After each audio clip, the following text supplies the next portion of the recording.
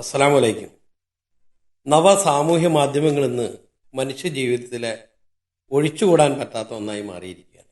വിവര കൈമാറ്റത്തിനപ്പുറം ദൈനംദിന ജീവിതത്തിലെ ആശയവിനിമയമായി അത് മാറിയിട്ടുണ്ട്. അള്ളാഹുവിൻ്റെ അപാരമായ ഒരു അനുഗ്രഹമാണിത്. ഒരുപാട് നന്മകളും നേട്ടങ്ങളും നമുക്കിതിലൂടെ കൈവരിക്കാൻ പറ്റും.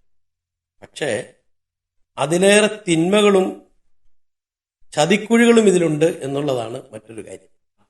മറ്റുള്ളവരുടെ സ്വകാര്യതകളിലേക്ക് എത്തി നോക്കുക, വ്യക്തികളുടെ വീഴ്ചകളെ ആഘോഷിക്കുക, ഏഷണി, പരദൂഷണം, ബന്ധങ്ങളുടെ തകർച്ചയുണ്ടാക്കുന്ന പോസ്റ്ററുകൾ, ഇതെല്ലാം ഇന്ന് ഈ മാധ്യമങ്ങളിലൂടെ നമുക്ക് കാണാൻ പറ്റും.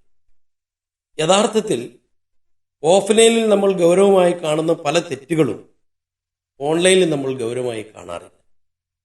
മാത്രവുമല്ല, ഓഫ്ലൈനിനേക്കാൾ അപാരമായ ഗുരുതരമായ വീഴ്ചയാണ് ഓൺലൈനിലുള്ള തെറ്റുകൾക്കുള്ളത്. കാരണം അതിൻ്റെ റീച്ച്, അതിൻ്റെ പരിധി നമ്മൾ പ്രതീക്ഷിക്കുന്നതിലും അപ്പുറമാണ്.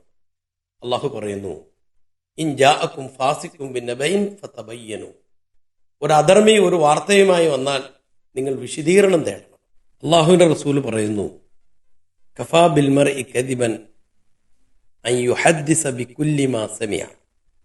ഒരു മനുഷ്യന് കളവ് പറയുന്നവനാണ് എന്ന് പറയാൻ അവൻ കേട്ടതെല്ലാം പറഞ്ഞാൽ മതി.